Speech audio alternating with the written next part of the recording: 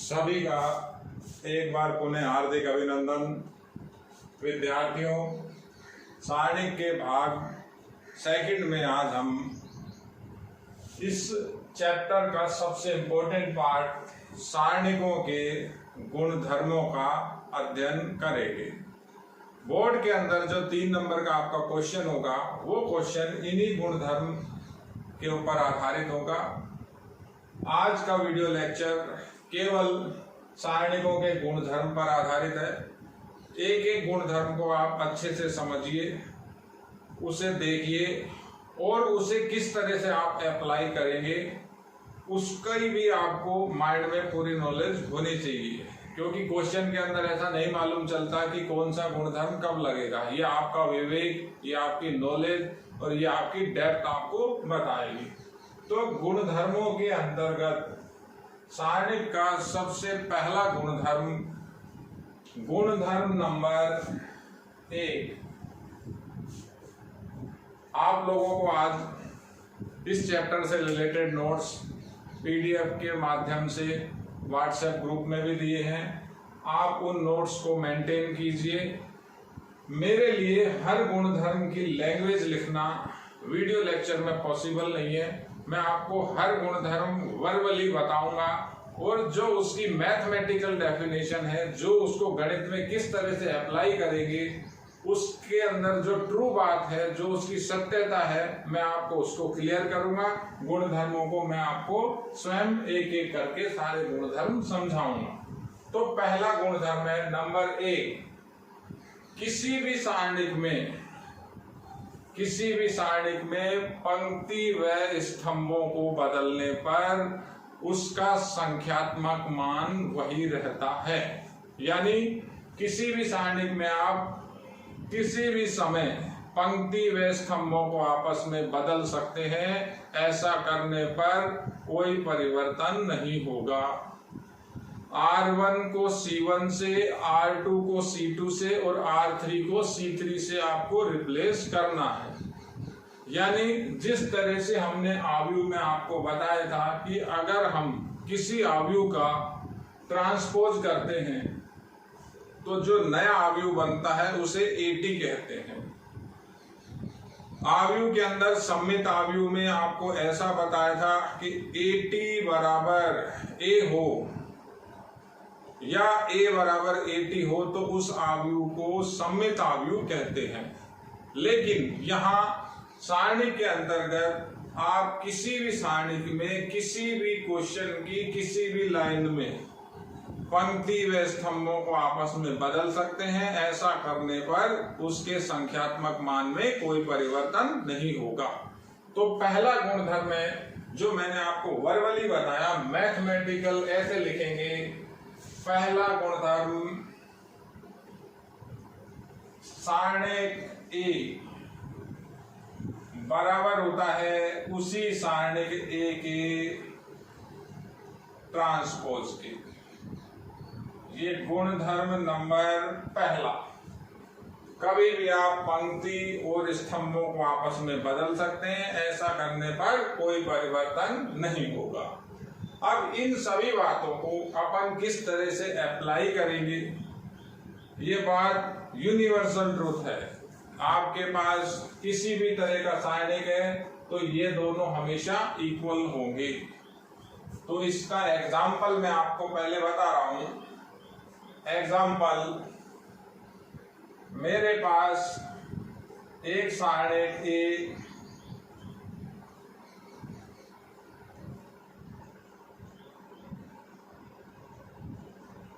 दिया गया है। पहले मैं इसकी वैल्यू कैलकुलेट कर लेता हूं। आपको सारणिकों के हल भी बताए थे। सारणिकों के हल करने के लिए आपके पास 2 विधियां हैं, पहली प्रसार विधि, दूसरी सारूस विधि।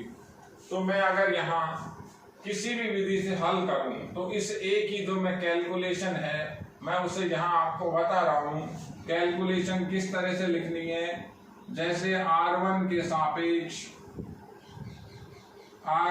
सापेक्ष प्रसार करने पर, तो R1 के सापेक्ष जब आप प्रसार करेंगे, R1 के मेंबर हो जाएंगे 2, प्लस माइनस प्लस, ये दो खत्म, ये खत्म, जो बचेगा कल का टॉपिक आप एक बार रिवाइज करिए। -1 ये यहाँ है, C1 गया, R1 C2 गया, R2 गया, तो ये बचेगा आपका 0525। और अगेन एक फिर प्लस का हुआ, लिखे ना लिखे एक ही बात, तो ये 4 मेंबर बचेंगे 0 2 5 एंड 3, 0 2 5 एंड 3। तो डिटर्मिनेंट ए मेरे पास आ रहा है 2। ये 2/2 द्वितीय क्रम का सारणी के आपको किस तरह से हल बताया था, इसका इधर गुणा करना है, पहले गुणा नीचे से ऊपर, फिर ये आपका इधर गुणा होगा 6 हो जाएगा, माइनस ये 0 हुआ, ये -10 हुआ, और ये 0 हुआ, ये अगेन 10 हुआ। तो डिटर्मिनेंट ए की वैल्यू आपकी आई, ये 4, ये 8 हुआ, ये प्लस का 10 हुआ, वो माइनस का 10 हुआ, इस सारणी की वैल्यू आई 8। मैं जितने भी गुणधर्म है इस एग्जांपल को अपन कंटिन्यू कर लेते हैं। यहाँ पर हमारी जो सारणी की वैल्यू आई है वो 8 आई है। अब पहले गुणधर्म की बात करें, अगर अपन इसी का ट्रांसपोज करें तो ट्रांसपोज किस तरह से होगा, ए का ट्रांसपोज किया, R1 को C1 में लिखा, R2 को C2 में लिखा, R3 को C3 में लिखा, तो जो इस सारणी की वैल्यू आएगी, इसका जो मान आएगा वो भी 8 ही आएगा। अभी मैंने जैसे आपको R1 के सापेक्ष प्रसार किया, तो अभी मैं सारूस विधि से भी कर सकता हूं। सारूस विधि लगा के देखें तो यह आएगा 2 1 1 0 2 2। तो AT की वैल्यू क्या बनेगी, कैसे बताया था आपको, पहले ऊपर से नीचे के स्तंभों को, ऊपर से नीचे के विकर्णों को गुणा करना है। तो पहले विकर्ण का गुणा करें तो ये आया 20। देखिए आप कल के लेक्चर में आपको यही बातें बताई थी। दूसरे विकर्ण को गुणा करेंगे 0 आएगा, तीसरे विकर्ण को गुणा करेंगे तो आपका 10 आएगा, माइनस लगाएंगे। अब नीचे से ऊपर गुणा करेंगे तो पहला नीचे से ऊपर गुणा किया 10 आया आपका, दूसरा नीचे से ऊपर गुणा किया तो ये आपका आया 6 प्लस का 12 हो जाएगा, तीसरा गुणा करेंगे अपन तो वो 0 हो जाएगा। तो सारणी ए का जो ट्रांसपोज हुआ, यानी पंक्ति और स्तंभों को बदला, तो वैल्यू आई 30 माइनस 22, AT की वैल्यू आई अगेन 8। देखिए तो अपना पहला गुणधर्म प्रूव हुआ, ए के सारणिक का मान उसके ट्रांसपोज के बराबर होता है। यानी आप किसी भी सारणिक में किसी भी समय पंक्ति व स्तंभों को आपस में बदल सकते हैं। पहला गुणधर्म सारे इंपॉर्टेंट है, एक एक गुणधर्म को आपको अच्छे से समझना होगा। किसी भी क्वेश्चन को करते समय अगर आप सारणिक में काम कर रहे हैं, पंक्ति और स्तंभों को आपस में बदल सकते हैं। सारी पंक्ति उसी स्तंभों से बदली जाएगी। यानी इसे मैं इस तरह से भी लिख सकता हूं, जो पंक्ति RIJ है, या ऐसा लिखें RI, तो उसे आपको स्तंभ CI से इंटरचेंज करना है। अगर 3/3 का सारणिक है तो R1 C1 से, R2 C2 से, R3 C3 से इंटरचेंज होगा, C1 R1 वापस ऐसे देखें तो इसे अपन बोलते हैं ट्रांसपोज। सारणिक में किसी भी समय पंक्ति व स्तंभों को आपस में बदला जा सकता है। तो ये आपका था सारणिकों के गुणधर्म का पहला गुणधर्म। सभी गुणधर्मों को अच्छी तरह से देखिए, गुणधर्मों की उपयोगिता आपको क्वेश्चन में अप्लाई करनी है। इसके बाद दूसरा गुणधर्म देखिए, गुणधर्म नंबर दूसरे गुणधर्म के अंदर आप किसी भी सारणिक में किसी एक पंक्ति या किसी एक स्तंभ को किसी दूसरी एक पंक्ति या किसी एक दूसरे स्तंभ से रिप्लेस कर सकते हैं। यानी किसी भी सारणिक में कोई सी भी एक पंक्ति ले, R1 ली, जैसे R1 ली और दूसरी ली R3, तो R1 की जगह R3 और R3 की जगह R1 रिप्लेस कर सकते हैं, ऐसा हो जाएगा। लेकिन सारणिक का संख्यात्मक मान वही रहेगा। फर्क क्या पड़ेगा? सारणिक का संख्यात्मक मान भी वही रहेगा, लेकिन उसका चिन्ह बदल जाएगा। जैसे किसी सारणिक का मान डेल्टा बराबर 8 है, आपने R1 और R3 को आपस में बदल दिया। अब जो नया सारणिक बना उसकी जब आप कैलकुलेशन करोगे तो डेल्टा की वैल्यू -8 आएगी। यानी गुणधर्म नंबर 2 ये कहता है कि आप किसी भी सवाल के अंदर कोई भी दो स्तंभ या कोई भी दो पंक्ति आपस में इंटरचेंज कर सकते हैं। इंटरचेंज करने से पहले आपको एक संक्रिया भी लिखनी पड़ेगी छोटी सी। उसके बाद इंटरचेंज करने के बाद आपको जो सारणिक है उसके आगे एक चिन्ह माइनस लगाना होगा, क्योंकि जैसे जो उसका मूल मान होगा वो तो वही रहना चाहिए। इसको मैं जैसे अभी आपको समझाता हूँ। दूसरे गुणधर्म का मतलब किसी भी सारणिक में किन्हीं भी दो पंक्तियों या किन्हीं भी दो स्तंभों को आपस में कभी भी बदला जा सकता है। ऐसा करने पर संख्यात्मक मान में कोई परिवर्तन नहीं होगा, केवल उसका चिन्ह विपरीत हो जाएगा। फॉर एग्जाम्पल, डेल्टा बराबर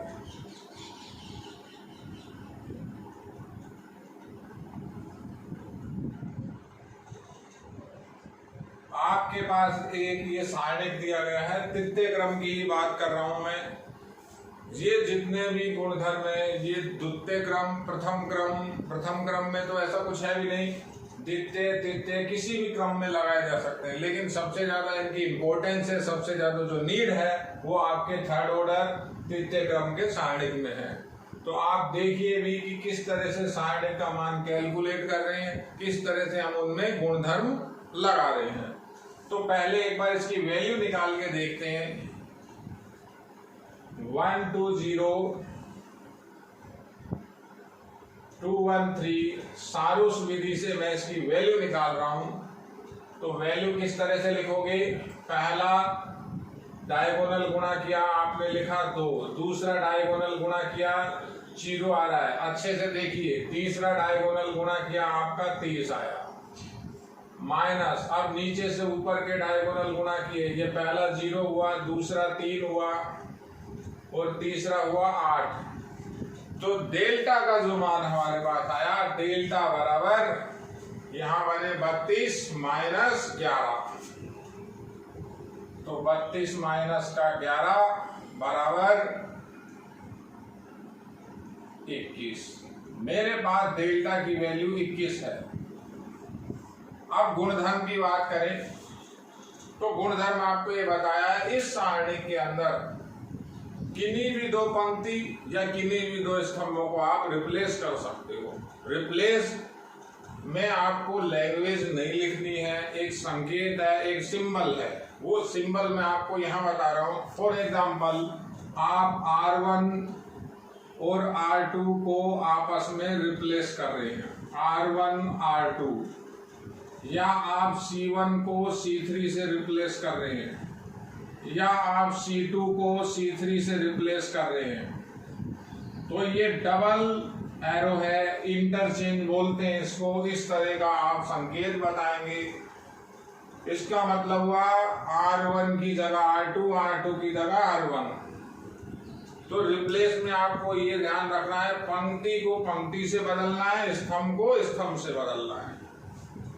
जब भी आप ऐसा करेंगे, जब आपने ऐसा किया तो ये डेल्टा की वैल्यू चिन्ह बदल लेगी फॉर एग्जाम्पल मैं इसी के आगे यहाँ पर संकेत लगाया, मैंने R1 और R2 को इंटरचेंज किया, केवल लैंग्वेज कुछ नहीं लिखनी, संकेत बताने। तो डेल्टा की वैल्यू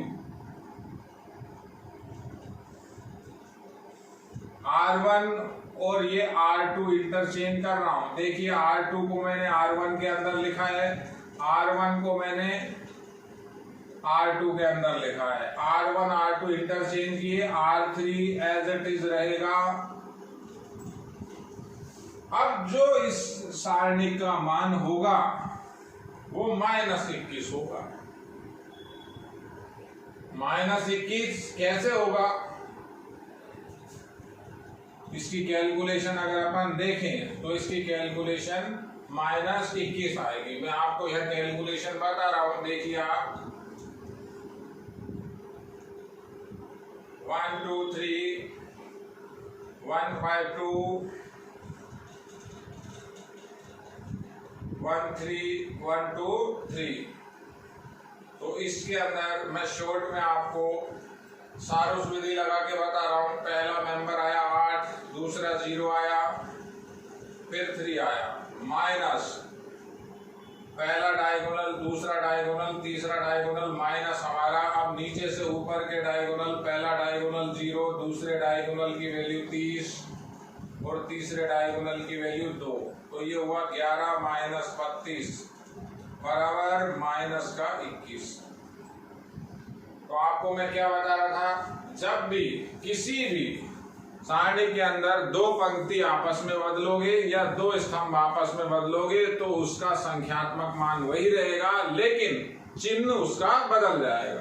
तो जब इसकी वैल्यू अब कितनी आई, -21, 21 था -21 हो गया। लेकिन हम इसे क्वेश्चन के अंदर कर रहे हैं, एक सीक्वेंस चल रहा है, तो डेल्टा तो वही था, डेल्टा की वैल्यू तो 21 ही थी। तो यहां आपको एक माइनस आगे लगाना होगा। ये माइनस आगे क्यों लगाया है? क्योंकि -21 और माइनस आगे लगाया तो जाकर के डेल्टा बराबर आपका 21 बना। तो इस गुणधर्म को आप एक बार दोबारा समझिए। कभी भी किसी भी क्वेश्चन के अंदर आप किन्हीं भी दो पंक्ति या किन्हीं भी दो स्तंभों को आपस में बदल सकते हैं। जब भी आप बदले तो संकेत लिखिए और एक माइनस बाहर लगाइए। एक एक करके एक एक पंक्ति या एक एक स्तंभ बदला जाएगा। डबल काम नहीं करना है। डबल काम का मतलब ऐसा नहीं हो कि R1 R2 को भी बदल दिया और C1 C3 को भी बदल दिया। एक एक करके आप करेंगे, कोई एरर भी नहीं होगी। तो अभी इसी सवाल को आगे चलाएं अगर, तो मैं अब अगर C1 को C3 से बदलना चाहूं तो ये भी बदल जाएगा।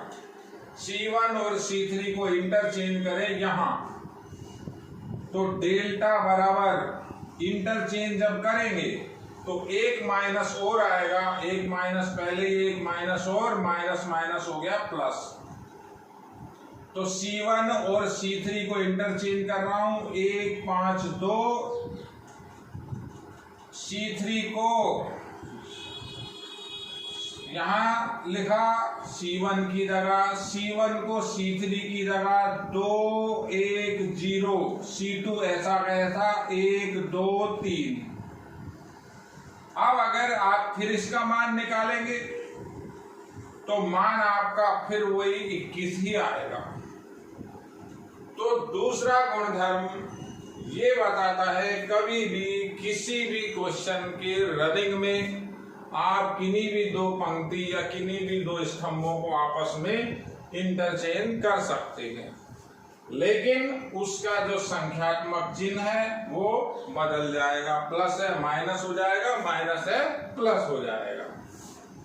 तो ये आपका है गुणधर्म नंबर 2। इसके बाद तीसरा गुणधर्म देखिए। तीसरे गुणधर्म के अंदर गुणधर्म नंबर 3, किसी भी सारणी में यदि किन्हीं भी दो पंक्तियों मेरी बातों को ध्यान से सुनिए विद्यार्थियों, सबसे इम्पोर्टेंट यही है, किसी भी सारणिक में किन्हीं भी दो पंक्तियों या किन्हीं भी दो स्तंभों के अवयव अगर सर्वसम है यानी आइडेंटिकल है, सेम वही के वही अवयव हैं, उसी पोजीशन पर हैं, तो उस सारणिक का संख्यात्मक मान शून्य होता है। कैसे? एग्जाम्पल, डेल्टा बराबर 1 2 3 2 7 1 1 2 3।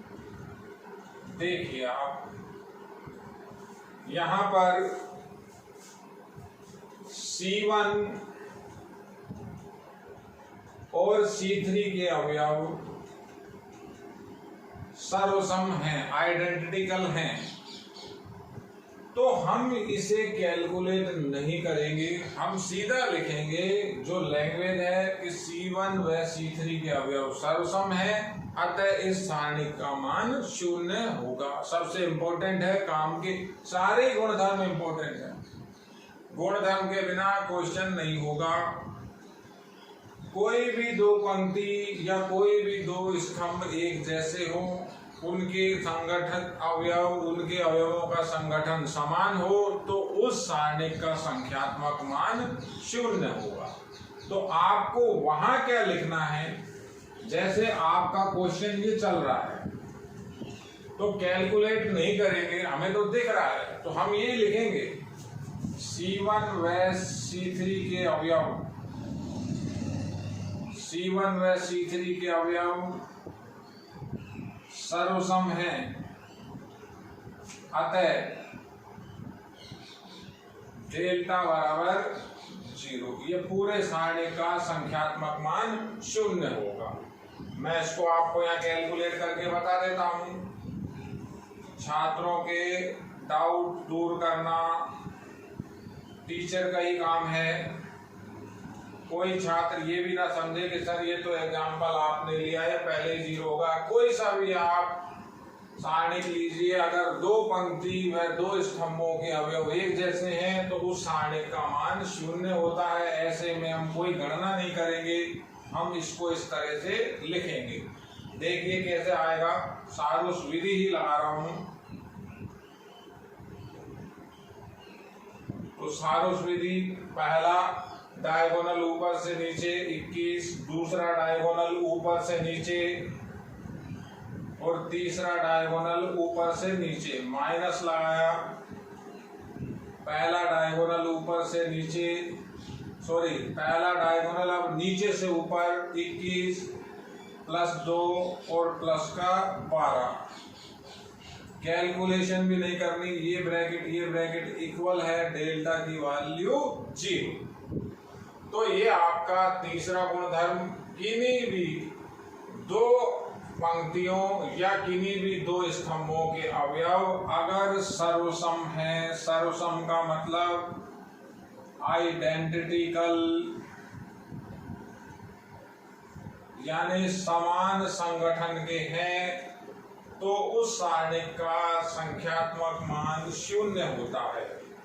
ये कंडीशन हमारे पास कई बार बनेगी। जैसे फॉर एग्जाम्पल, मेरे पास एक डिटर्मिनेंट a की वैल्यू दी गई है, x square Y square Z square PQR x square Y square Z square. आप इसकी वैल्यू लिखोगे 0। पूरा का पूरा सारणिक आपका शून्य अवयव होगा। लैंग्वेज लिखनी पड़ेगी, C1 व C3 सर्वसम में सारणिक का मान शून्य होगा। और एग्जाम्पल, जैसे आपके पास एक सारणिक के अंदर लिखा हुआ है alpha beta gamma PQR alpha beta gamma, तो आप क्या बताएंगे, R1 व R3 के अवयव सर्वसम हैं। लैंग्वेज थोड़ी लिखनी पड़ेगी, R1 व R3 के अवयव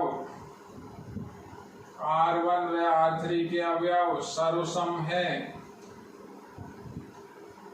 R1 R3 के अवयव सर्वसम है, अतः डेल्टा बराबर 0। तो ये गुणधर्म नंबर 3 की बात। इसी के साथ कंटिन्यूशन में मैं गुणधर्म नंबर 4 बता रहा हूं। चौथा गुणधर्म, चौथे गुणधर्म का बड़ा सीधा सा मतलब है, यदि किसी भी सारणिक में किसी भी एक पंक्ति या किसी भी एक स्तंभ के सभी अवयव शून्य हो तो उस सारणिक का मान भी शून्य होगा। यानी जैसे R2 के सभी मेंबर 0 हैं या C1 के सभी मेंबर 0 हैं या C3 के सभी मेंबर 0 है तो उस सारणिक का मान शून्य होता है। एग्जाम्पल, हमारे पास एक सारणिक B बराबर दिया गया है x y z p q r 0 0 0। तो आपको इसकी कैलकुलेशन करनी नहीं है, आपको केवल इतना सा लिखना है। क्या लिखना है?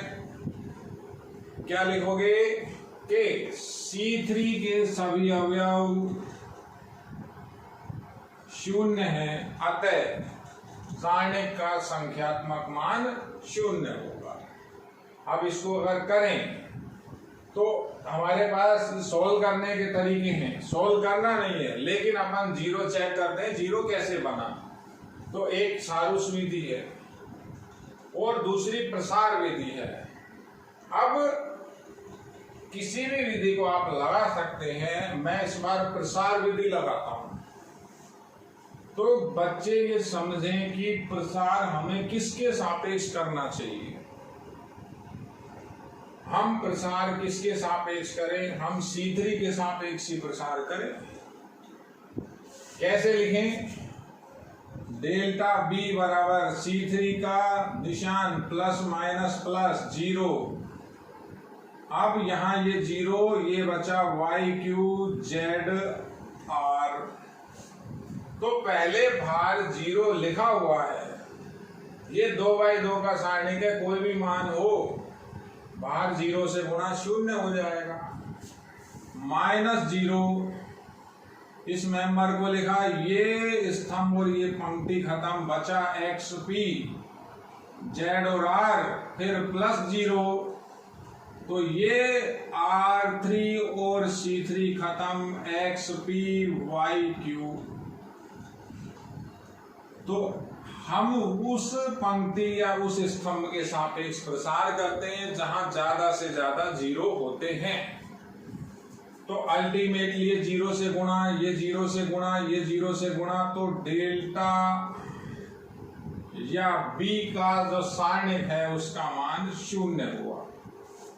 आप चाहे R1 के सापेक्ष भी प्रसार कर सकते हैं, लेकिन यहां आपको सोचना पड़ेगा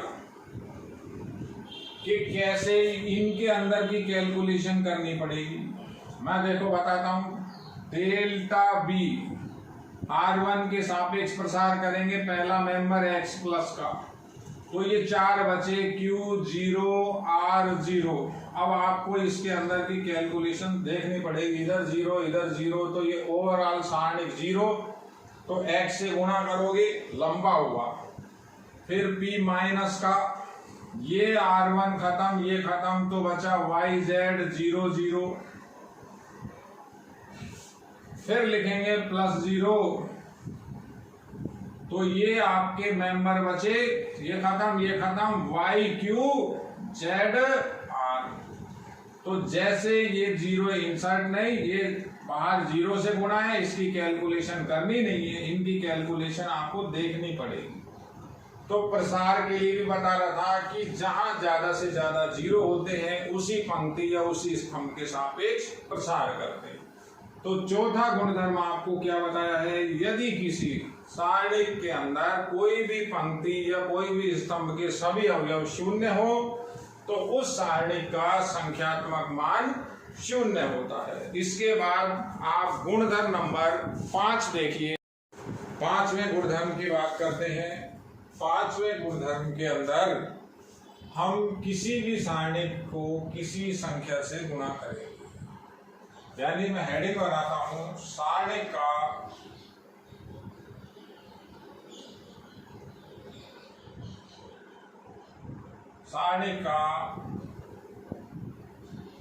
किसी संख्या से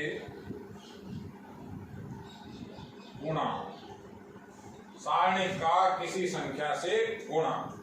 इससे पहले आव्यूह के अंदर हमने पढ़ा था, यदि किसी भी आव्यूह को किसी संख्या से गुणा करते हैं तो वो संख्या उस आव्यूह के हर मेंबर से जाकर के गुणा होती है। फॉर एग्जाम्पल, आव्यूह की बात ऐसी थी, आव्यूह 1, 2, 5, 6, 7, अगर मैं 3 से गुणा करता हूं,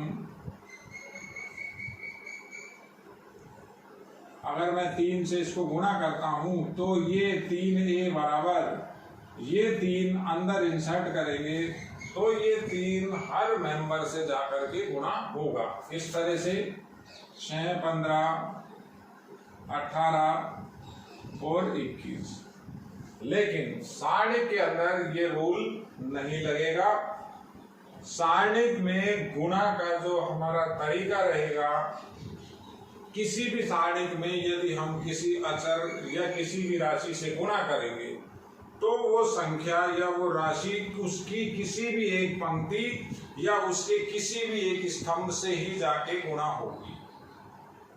किसी अचर को आप गुणा करना चाहते हैं, किसी राशि को आप गुणा करना चाहते हैं, गुणा हो जाएगी, लेकिन वो राशि किसी एक पंक्ति में जाएगी या किसी भी एक स्तंभ में जाएगी। इसको समझते हैं। मेरे पास एक सारणिक दिया हुआ है, एक बार मैं इसकी वैल्यू निकाल के आपको बता देता हूं। इसकी वैल्यू आई 2 - 28। हम इस एग्जाम्पल को आगे देखेंगे। इस सारणिक को मैं किसी भी अचर से गुणा कर सकता हूं, तो उसके लिए हमें एक लैंग्वेज भी लिखनी है। कई छात्र लैंग्वेज लिखते हैं और कई छात्र एक संकेत लिखते हैं। तो मेरा मानना ऐसा है, आप लैंग्वेज को थोड़ा सा अवॉइड करिए, गणित है, आप संकेत लिखिए। संकेत किस तरह से बनता है, आपके पास यहाँ R1 और R2 है, C1 और C2 है। जैसे आप चाहते हैं C1 को 3 से गुणा करना चाहते हैं तो आप लिखिए 3C1। अब C1 3 से कैसे गुणा होगा, डेल्टा बराबर, समझने का प्रयास कीजिए, 3 से दोनों तरफ गुणा होगा। यानी एक बार मैं वही रिपीट कर रहा हूं, 2, 6, 5, 1, 3 से गुणा करना है तो 3 का गुणा इधर भी होगा, इधर भी होगा, और वो जो 3 इधर का है वो इसके अंदर जाएगा। मैं मान लेता हूं, मैंने ऐसा लिख दिया 3/3, तो 1 लिखा। अब ये जो आपका गुणा का 3 है, आप इसको अंदर इंसर्ट करना चाहते हैं तो आपने पहले वहां लिख दिया है। ऊपर आपने क्या लिखा है, आप C1 को 3 से गुणा करेंगे तो ये C1 3 से गुणा कैसे होगा, ये 1/3 रहेगा, ये 3 अंदर जाएगा तो 3 का अंदर गुणा किया, ये 6 हुआ, और ये 18 हुआ, ये 5 हुआ, और ये 1 हुआ।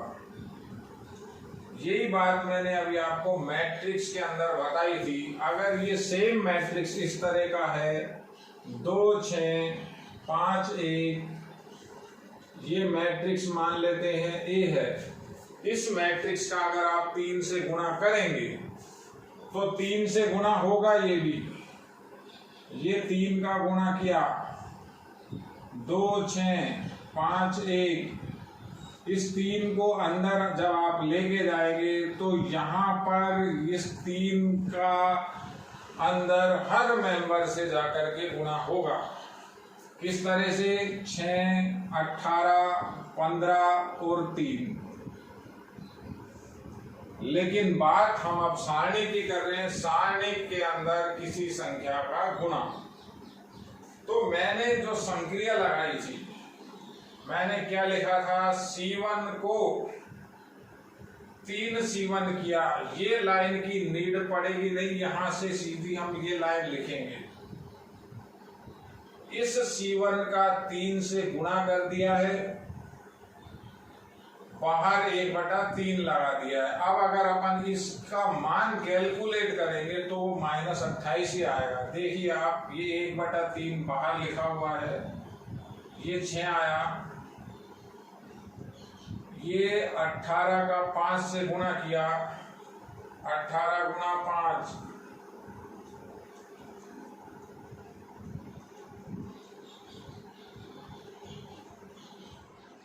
ये 90 हुआ। डेल्टा बराबर 1/3 -84, 3 का भाग दिया तो ये आपका -28 बना। देखिए, किसी भी सारणी के अंदर किसी भी संख्या से आप गुणा कर सकते हैं, लेकिन गुणा उसकी किसी भी एक पंक्ति या किसी भी एक स्तंभ से होगा। इसी चीज को अपन एक बार अच्छे से 3x3 में भी एक्सप्लेन करके देखते हैं। आप कोई भी छात्र ये ना समझे कि सर ये जो आप एग्जाम्पल बता रहे हो ये आप अपनी मर्जी से ले रहे हो। आप कुछ भी सोचिए, कुछ भी लिखिए। जैसे फॉर एग्जाम्पल मैंने डेल्टा लिखा 2 1 0 1 5 3 2 1 0, किसी भी तरह का सारणिक लिख सकते हैं। अब एक बार पहले इसकी वैल्यू कैलकुलेट कर लेते हैं, जिससे आपको नियम अच्छे से समझ में आए। वैल्यू कैलकुलेट कैसे करेंगे, आप किसी भी तरीके से कीजिए। सारोस विधि लगाते हैं दोबारा, 2 1 0 1 5 3, तो जो इसकी वैल्यू बनेगी वो वैल्यू किस तरह से आएगी, ये 0 हुआ, ये 0 हुआ, ये 6 हुआ। यानी डायगोनल का गुणा जब मैंने किया, सबका जोड़ किया, 6 आया। अब इसमें आपको धीरे धीरे स्पीड बढ़ानी पड़ेगी, क्योंकि ये चीज हम कई बार कर चुके। किसी सारणी का हल कैसे निकालते हैं, हमारा कॉन्सेप्ट तो दूसरा है। तो इस चीज को आप थोड़ा जल्दी पकड़िए, मैं ये कैलकुलेशन कैसे कर रहा हूँ। पहला 0, फिर 0, फिर 6। अब नीचे से ऊपर चले, ये 0 हुआ, ये 6 हुआ और ये भी 6 हुआ। तो 6 - 6 यानी इस डेल्टा की वैल्यू 0 है। सारणिक का मान ही 0 है। अब जैसे आपको कोई भी संक्रिया लगानी है, आप किसी संख्या से, हमें नहीं पता था ये 0 ही आएगा, 0 बन गया, कोई बात नहीं। आपको किसी भी संख्या से गुणा करना है, तो मैं इसकी एक बार यहाँ पहले 0 जो वैल्यू बनी है वो 0 वैल्यू यहाँ मैं लिख देता हूँ। किस तरह से लिखूंगा, बराबर 0। अब मुझे आपको जो नियम बताना है अपन उसकी बात करते हैं। जैसे आप R2 के अंदर 2 से गुणा करना चाहते हैं, 2R2 करना, R2 चेंज टू 2R2, तो हम ऐसा नहीं लिखेंगे, लैंग्वेज नहीं लिखेंगे। R2 को 2 से गुणा करने पर 2 से गुणा कर दिया, तो 2 से जब गुणा किया तो ये 2 का यहाँ भाग भी लगेगा, यानी ये 2 का इधर भी गुणा था तो ये इधर का 2 बटा में आ गया। 2 का दोनों साइड गुणा था और वो जो 2 है वो R2 में जा रहा है केवल। तो R2 चेंज क्या हो जाएगा, 2 10 2 और ये अगेन 2। देखिए R2 को 2 से गुणा किया, R1 ऐसा का ऐसा लिखा और R3 को भी ऐसा का ऐसा लिखा। अब अगर आप इसी सारणी की वैल्यू कैलकुलेट करोगे तो ये दोबारा 0 बनेगा। आप किसी भी तरह से इसको आगे कंटिन्यू कर सकते हो। जैसे आपने C1 के अंदर 1/x C1 किया, यानी C1 को भी गुणा किया, ये भाग नहीं दिया। C1 को x से भाग दिया या 1/x से गुणा किया। तो किस तरह से होगा, ये 1/2 तो पहले ही चल रहा है। अब आप ये C1 के अंदर x का भाग दे रहे हैं, C1 के अंदर x का भाग लगेगा तो बाहर x से भी गुणा होगा, ये बाहर x से गुणा किया, वो भाग आप यहाँ C1 में दे रहे, तो ये 2/x 0 1 10 3 2 2 0। देखिए हमने C1 को चेंज किया है, यानी C1 को 1/x से गुणा किया है या x से भाग दिया है। सारणिक में जब भी गुणा किया जाएगा किसी भी संख्या से तो किसी भी एक पंक्ति से या किसी भी एक स्तंभ से। अब अगर हम इसकी वैल्यू कैलकुलेट करें दोबारा तो इस डेल्टा की वैल्यू 0 ही आएगी। कितने ही आप एग्जाम्पल देखिए, जैसे एक नया एग्जाम्पल, डेल्टा बराबर 5 2 6 1, इसकी वैल्यू निकाल के देखते हैं तो ये वैल्यू आई 5 - 12। डेल्टा का जो मेरा मान आ रहा है वो बराबर के अंदर आ रहा है 7 माइनस का, डेल्टा की वैल्यू आई -7। अब मैं आपको जो ये लैंग्वेज नहीं लिखनी है, ये जो संकेत बताए जा रहे हैं इन पे आप वॉच कीजिए। जैसे आप करना चाहते हैं C1 को y से गुणा, C1 को अगर हम y से गुणा करें तो गुणा किस तरह से होगा, देखिए आप C1 का y से गुणा, तो डेल्टा की वैल्यू y से गुणा करेंगे तो y से बाहर भाग लगेगा। C1 को y से गुणा करें 5y 6y 2 और 1। अब अगर मैं इसकी वैल्यू कैलकुलेट करूंगा तो -7 ही आएगी। मैं आपको दिखा देता हूं, डेल्टा बराबर 1/y, ये इधर गुणा हुआ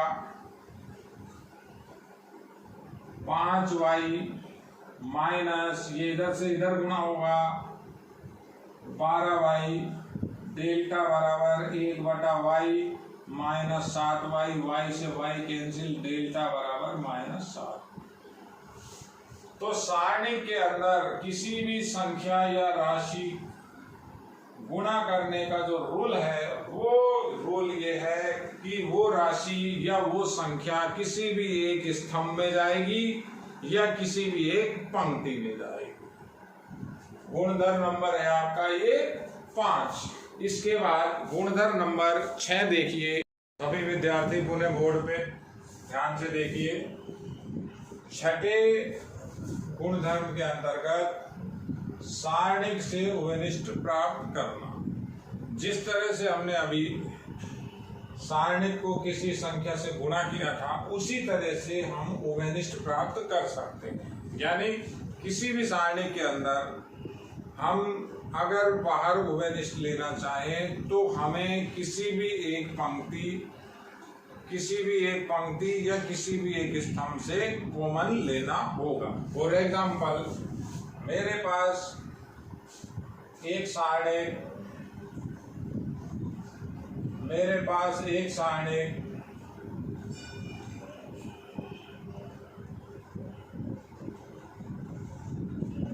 ये दिया गया है। एक बार इसकी वैल्यू देखते हैं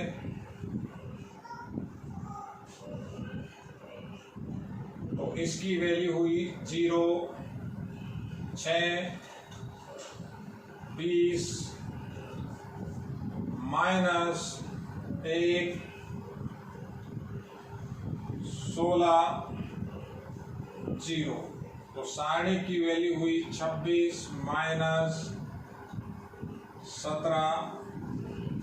डेल्टा सारणी का मान आया 9। अब हम बात करते हैं उभयनिष्ठ की। उभयनिष्ठ यानी आप किसी भी एक पंक्ति या किसी भी एक स्तंभ से ही लेंगे। कैसे लेंगे, आप इस R1 से कॉमन लेना चाहते हैं अब बच्चे कई बार कहते हैं सर इसमें कुछ कॉमन ही नहीं आ रहा। मैं ये R1 से कॉमन निकालना चाहता हूँ बाहर जैसे मुझे 1/2 कॉमन चाहिए। 1 मिनट अभी मैं इसे लिख नहीं रहा हूँ, आप देखिए 1/2 किस तरह से आएगा। तो जो R1 से हम 1/2 कॉमन लेंगे तो R1 में 1 बचेगा, 3/2 बचेगा, 1/2 बचेगा। मैंने क्या किया है, इस R1 से 1/2 कॉमन लिया है। तो संक्रिया तो कैसे लिखी जाएगी, R1 को 1/2 R1, या ऐसा मान लीजिए R1 को आपने 1/2 से गुणा किया है, तो वो जो 2 आपने कॉमन लिया वो 2 यहां लिखा, यानी 2 ऊपर 2 नीचे, वो जो नीचे वाला 2 था वो अंदर चला गया। कॉमन लिया या गुणा किया, बात दोनों में एक ही लागू होती। ये R1 से 1/2 कॉमन आया। कई विद्यार्थी सोच रहे होंगे सर ये तो काम और बढ़ गया। ये क्वेश्चन के ऊपर डिपेंड करता है। हमने R1 से आपको ये कॉमन लेके बताया 1/2 किस तरह से कॉमन आया, तो बाकी वैसा का वैसा एक बार लिखा।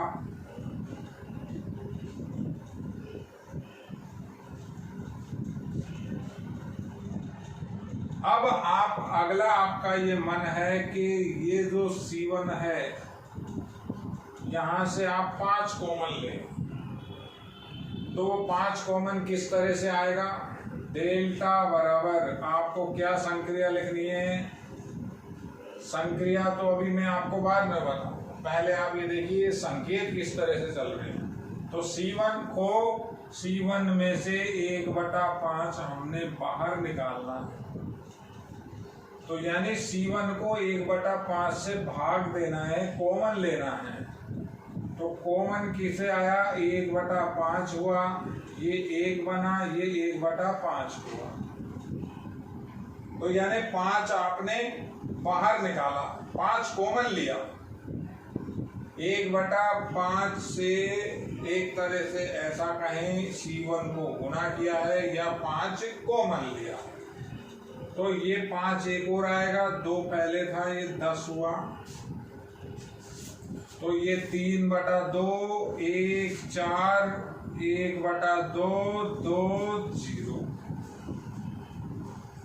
अब अगर हम इस सारणी की वैल्यू कैलकुलेट करेंगे, ये 10 को छोड़ के बात कर रहा हूं मैं, ये जो सारणिक बचा हुआ है इसकी अगर मैं वैल्यू कैलकुलेट करूंगा तो ये जो सारणिक होगा ये 9/10 आएगा, जो ये 10 से गुणा होकर डेल्टा का मान 9 होगा। तो किसी भी सारणी के अंदर जब हम ओवेनिस्ट लेंगे, ओवेनिस्ट मतलब बाहर निकालेंगे, तो आप छात्रों को ये ध्यान रखना है कि ओवेनिस्ट किसी भी एक स्तंभ या किसी भी एक पंक्ति से लेना है, जबकि आव्यूह के अंदर जब हम ओवेनिस्ट लेते हैं तो हर मेंबर से ओवेनिस्ट आता है। तो अभी मैंने आपको सारणिकों के गुणधर्म 6 गुणधर्म आज हमने कंप्लीट किए हैं। अब इसके 2 मेन गुणधर्म 7वां और 8वां जो इम्पोर्टेंट है। 7वें गुणधर्म के अंदर हम संयोजन व वियोजन किस तरह से किया जाता है, संयोजन और वियोजन। 8वें गुणधर्म के अंदर हम किस तरह से संक्रिया या सारणिकों में ऑपरेशन लगाते हैं। तो ये 2 गुणधर्म और बचे हैं, ये अपन कल तीसरे पार्ट में डिस्कस करेंगे। सभी छात्र मन लगाकर पढ़ें, आप लोगों से काफी उम्मीदें हैं। आप लोगों का दिन शुभ हो। धन्यवाद।